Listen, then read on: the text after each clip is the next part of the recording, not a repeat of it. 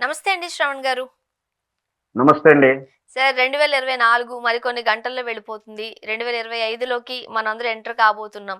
So, new year celebrations అనేవి ప్రతి ఒక్కరిలోని ఒకలాంటి జోష్‌ని నింపుతాయి. ఏజ్‌తో సంబంధం లేదు. అండ్ డిఫరెంట్ డిఫరెంట్ ప్లాట్‌ఫార్మ్స్ పైన మన యూత్ కావచ్చు, లేకపోతే అందరూ కూడా సెలబ్రేషన్ చేసుకోవడానికి రెడీ అయిపోతున్నారు. ప్రిపేర్ అయిపోతున్నారు. సో, దానికి తగ్గట్టుగానే పోలీసులు కూడా అన్ని విషయాలకి సంబంధించి ఆంక్షలు విధించడం కూడా జరిగింది. ఏం చెప్తారు? ఈ న్యూ ఇయర్ సెలబ్రేషన్స్ పై పోలీసులు విధిస్తున్న ఆంక్షలేంటి? Madam, new year greetings celebration అనగానే సరే మన మాట్లాడుకోవాలంటే మన తరం వాళ్ళంతా కూడా ఎలాంటి వివాదాలు లేకుండా, ఎలాంటి నెగటివిటీస్ లేకుండా అందరూ అన్ని మతస్థులు, అన్ని రకాల వాళ్ళు, అంతా వాళ్ళు జరుపుకునేవాళ్ళు. 2 రోజుల ముందు హడావుడి చిన్న చిన్న గ్రీటింగ్ కార్డ్స్, మ్యూజికల్ గ్రీటింగ్ కార్డ్స్‌ని ఓపెన్ చేస్తే మ్యూజిక్ వచ్చేది. ఎంత ఉత్సాహంగా, భావజాలంగా అంటే ఒక క్లోజ్ ఫ్రెండ్‌కి ఎలా ఇవ్వాలి? లేదా ఒక క్రష్ ఉన్నటువంటి అపోజిట్ అంటే బాయ్ లేడీకి, లేడీ బాయ్ గర్ల్‌కు, టీచర్స్‌కు, నైబర్స్‌కు, మదర్స్‌కు ఎట్లా ఇవ్వాలి అని ఒక డ్రీమ్ చేస్తూ తన ఐడియాలజీని పెట్టుకుంటూ ఒక సాటిస్ఫాక్షన్‌గా ఒక గ్రీటింగ్ కార్డ్ ఇచ్చి హ్యాపీ న్యూ ఇయర్ చెప్పుకోవడం, ఇంటి ముందర ముగ్గులేసుకోవడం, ఇంట్లో అంతా పిండి వంటకాలు, తీపి పదార్థాలు హ్యాపీగా జరిగిపోతుంది. ఇదంతా ఒకప్పుడు మాట. ఒక రకంగా చెప్పంటే ముగ్గులు సంక్రాంతి ముగ్గులు కన్నా ముందు ముగ్గులు నుంచే న్యూ ఇయర్‌కి ముగ్గులు రకరకాల డిజైన్స్‌లో ఇండియా థర్టీ ముగ్గులేసేవాళ్ళు. 31st నైట్‌తో ప్రారంభమయ్యేది. సంక్రాంతి ఎళ్ళేంత వరకు 26 జనవరి వరకు సుమారు అలా నడుస్తా ఉంటది ముగ్గుల పండగ. అవును. ఓ పల్లె చూసుకున్నా, పట్టణం చూసుకున్నా, వాడవాడలో కూడా ఒక ప్లెజెంట్ వాతావరణం. ఎలాంటి వివాదాలు లేవు. ఇదంతా ఒక తరం ఒకప్పుడు. ఎప్పుడైతే గ్లోబలైజేషను, టెక్నాలజీ, కమ్యూనికేషన్ వ్యవస్థ పెరిగిందో, పండుగ తీవ్రత పెరిగింది. పండుగ చేసుకునే స్టైలు పెరిగింది.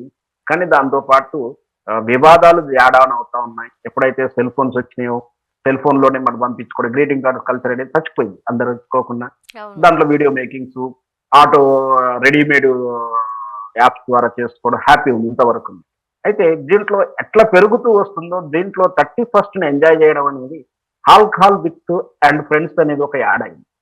ఇంకొక చిన్న పెద్ద కల్చర్ ఏంటంటే పెద్ద సిటీస్‌లో కల్చర్ అంటే డ్రగ్స్, రేవ్ పార్టీ కల్చర్ కూడా పెరిగింది. అంటే అన్‌ఫార్చునేట్‌లీ అండి.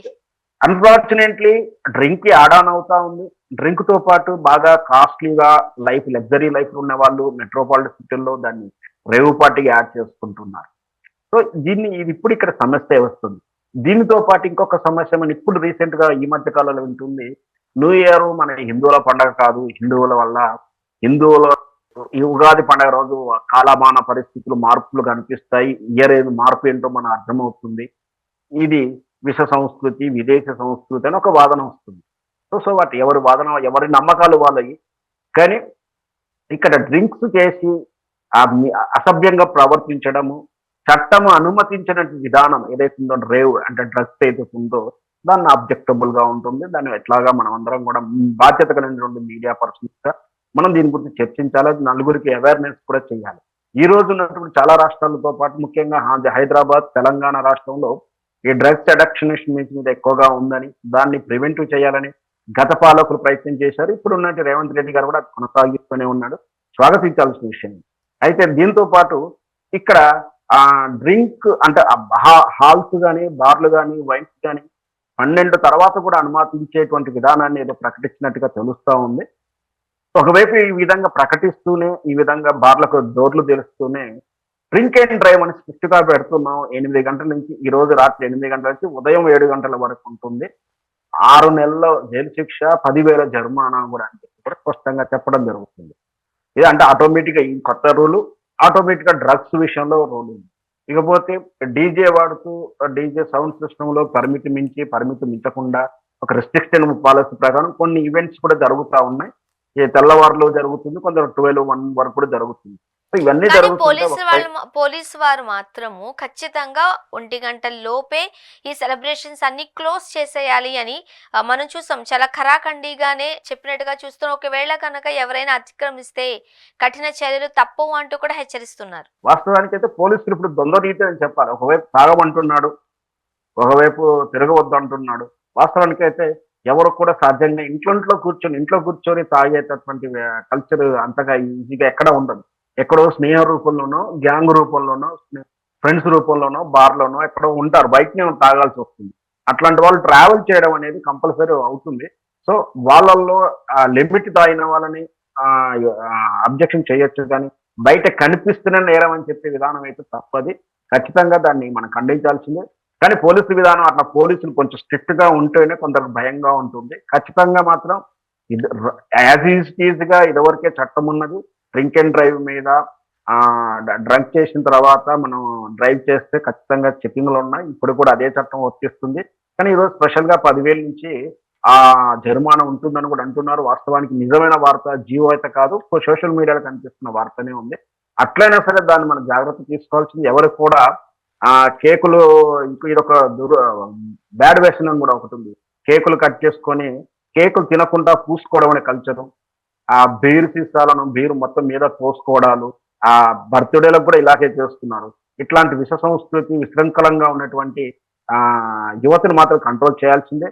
అంటే డ్రింక్ అండ్ డ్రైవ్ చేయడం కాదు, ఈ విధంగా బిహేవ్ చేసే వాళ్ళని రోడ్డు మీద బైకులు ఆపుకొని కేకులు కట్ చేస్తూ విశృంఖలంగా చేసేటువంటి ఈ అసాంఘిక కార్యక్రమాలను కూడా ఖచ్చితంగా పరిగణలోకి తీసుకు వాళ్ళను కూడా శిక్షించాల్సిందే. ముఖ్యంగా యువత ఈరోజు పరిమితి మించి తాగకుండా ఎంతో అంత కొంచెమన్నా షేర్ చేసుకొని పద్ధతిగా ఇంటికి వచ్చేసి కుటుంబంతో గడుపుకుంటే ఆనందంగా ఉంటుంది.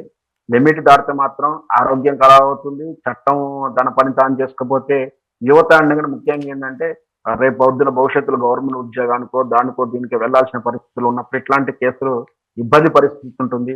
ఈ మధ్య కాలంలో ఇట్లాంటి కేసులతో వీసా ప్రాబ్లమ్స్ కూడా ఫేస్ చేసిన వాళ్ళు ఉన్నారు.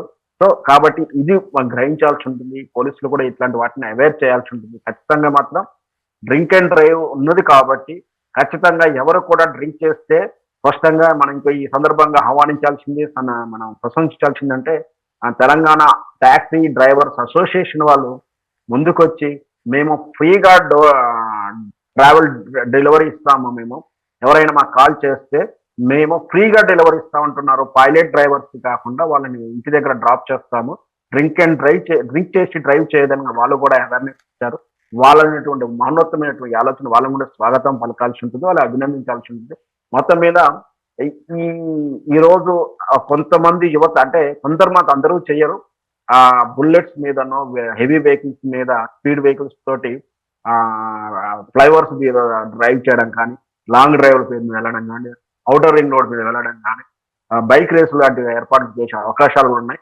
అట్లా ఎవరైనా పిలిచినా వెళ్లకుండా ఉండడానికి, ఎందుకంటే పోలీసులు నిఘా ఉంది. పోలీసులు కూడా ఇంకా నిఘా పెంచాల్సిన అవసరం ఉంది.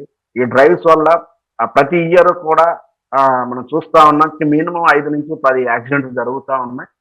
పేరెంట్స్ కూడా పిల్లలు ఏ విధంగా వెళ్తున్నారని కూడా మానిటరింగ్ చేయాల్సిన అవసరం కూడా ఉంటుంది. రైట్. ముఖ్యంగా ఈ రేవ్ పార్టీల్లో మందుతో పాటు అంటే లిక్కర్తో పాటు డ్రగ్స్ కల్చర్ ఎక్కువగా పెరిగిపోయింది.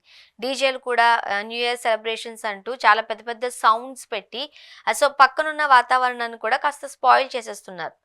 అండ్ మరో పక్క పబ్స్. సో వీటన్నిటి మీద ప్రభుత్వం ఎటువంటి ఆంక్షలు విధించిందో తెలిసిందే. ఒకసారి క్లియర్గా చెప్పేస్తారా ఫైనల్గా? డ్రగ్స్ పార్టీకి కొత్తగా ఆంక్షలు లేవండి. ఉక్కుపాదంతో మొదటి నుంచి ఉంది, ఇంకా పెరిగింది. ఖచ్చితంగా రేవు పార్టీకి అనుమతిస్తలేరు. ఈ హైదరాబాద్ పరిసర ప్రాంతాల్లో ఫామ్ హౌస్ల మీద గట్టి నిఘా ఉందని, ఫామ్ హౌస్లే కాకుండా ఇండివిజువల్ హౌస్లలో చేసి కూడా నిఘా ఉందని అందరికీ సాధ్యమైనంత వరకు అర్థమైపోయింది. కాబట్టి ఇక్కడ పెట్టుకోకుండా రీసెంట్ గా బెంగళూరులో జరిగిన సంఘటన చూస్తే బెంగళూరులో షిఫ్ట్ అయింది వీళ్ళంతా. ఇంకా రీసెంట్ గా నిన్న కాక మొన్న 2 రోజుల కింద తిరుపతి టౌన్ లో రిసార్ట్స్ లో కూడా రేవు పార్టీ నిర్వహిస్తున్నారు. అంటే అక్కడ ఆంధ్రప్రదేశ్ లో రేవు పార్టీలు చాలా తక్కువ. విశాఖపట్నం అట్లాంటి దగ్గర ఎక్కడో జరుగుతుంది. అంటే హైదరాబాద్ తెలంగాణలో ఒత్తిడి ఎక్కువగా ఉందంటే అక్కడ షిఫ్ట్ అయి ఉండొచ్చుగా మనం భావించవచ్చు. ఏదైనా సరే రేవు పార్టీ చేస్తే పూర్తిగా అది నార్కోటిక్ యాక్ట్ అమల్లోకి ఉంటుంది. ఖచ్చితంగా శిక్షలు బాగా ఉన్నాయి. ఇప్పుడు త్వరలో కూడా అంటే ఇక్కడ ఏంటంటే డ్రగ్స్ మనం ట్రాన్స్పోర్ట్ చేయడం కానీ ఎవరికి ఇవ్వడం కానీ మనం తీసుకొని మన దగ్గర ఉంచుకోవడం నేరంగా పరిగణిస్తుంది. దాంతోపాటు కన్జ్యూమ్ చేస్తే మాత్రం అంటే ఎవరైనా అరెస్ట్ అయినప్పుడు కన్జ్యూమ్ చేసినట్టు కనిపిస్తే వాళ్ళని డ్రగ్స్ బాధితుడిగా చూస్తుంది కానీ డ్రగ్స్ నేరస్తుడిగా చూడట్లేదు. కానీ త్వరలో ఆ విధానం కూడా ఉంది. కాబట్టి ఖచ్చితంగా డ్రగ్స్ కలిగి ఉన్నా, ట్రాన్స్పోర్ట్ చేసినా, బదిలీ చేసినా, ఎక్స్పోర్ట్ చేసినా, కన్జ్యూమ్ చేసినా కూడా నేరంగా పరిగణిస్తుంది. కాబట్టి మనం డ్రగ్స్ పార్టీ ఒకవేళ మనం డ్రగ్స్ తీసుకోకుండా ఫ్రెండ్తో సరదాగా పక్కన కూర్చుంటామన్న భావంతో కూడా వెళ్ళకూడదు. ఖచ్చితంగా వాళ్ళకు కూడా ఏదో రకంగా కేసులు ఎరికే ప్రమాదాలు ఉంటాయి. కాబట్టి డ్రగ్స్ పార్టీకి రేవు పార్టీలకు అసలే వెళ్ళకూడదు. రెండవది డ్రింక్ చేసే వాళ్ళు కూడా లిమిట్స్ గా ఉండి ఎవరి హద్దుల్లో వాళ్ళకు ఉండి ఎవరి ఓకే. రెస్ట్రిక్షన్స్ పవర్ వాళ్ళకి తెలుసుకొని వాళ్ళ హద్దుల్లో ఉండాలి. లేక డ్రింక్ అండ్ డ్రైవ్ లో దొరికితే మాత్రం స్పష్టంగా ఈ రోజు వార్త ప్రకారం చూస్తే 6 నెలలు జైలు శిక్ష, 10,000 రూపాయలు జరిమానా ఉంటుంది. దాంతో పాటు కౌన్సిలింగ్స్ పేరు మీద పేరెంట్స్ పిలవడం, లేదా పెద్దవాళ్ళైతే వాళ్ళ భార్య పిల్లలను కూడా పిలవడం కూడా జరుగుతుంది కౌన్సిలింగ్లకు. అవమానంగా ఫీల్ అవ్వాల్సి వస్తుంది కాబట్టి ముందే జాగ్రత్త పడితే బాగుంటుంది. రైట్. ఏదేమైనా సరే అందరూ కూడా మంచిగా ఎంజాయ్ చేయాలి. బట్ ఏదైతే నియమ నిబంధనలు ఉన్నాయో దానికి లోబడి ఒక రకంగా చెప్పాలంటే గవర్నమెంట్ విచ్చలవిడితనం పెరిగిపోయింది కాబట్టే ఇన్ని ఆంక్షలు విధిస్తుంది. ఎవరికి వాళ్ళు సెల్ఫ్ డిసిప్లిన్‌తో ముందుకు వెళ్ళినట్లయితే నాకు తెలిసి గవర్నమెంట్ కూడా చాలా మంచిగా ఫ్రెండ్లీగా ఉండేదేమో. అంటే అలా అందరూ Yes, మంచి sir. ఆహ్లాదకరమైన వాతావరణంలో న్యూ ఇయర్ అంతే కదా. సెలబ్రేషన్స్ చేసుకోవాలని మనస్ఫూర్తిగా కోరుకుందామండి. థ్యాంక్ యూ సో మచ్ అండి. Thank you.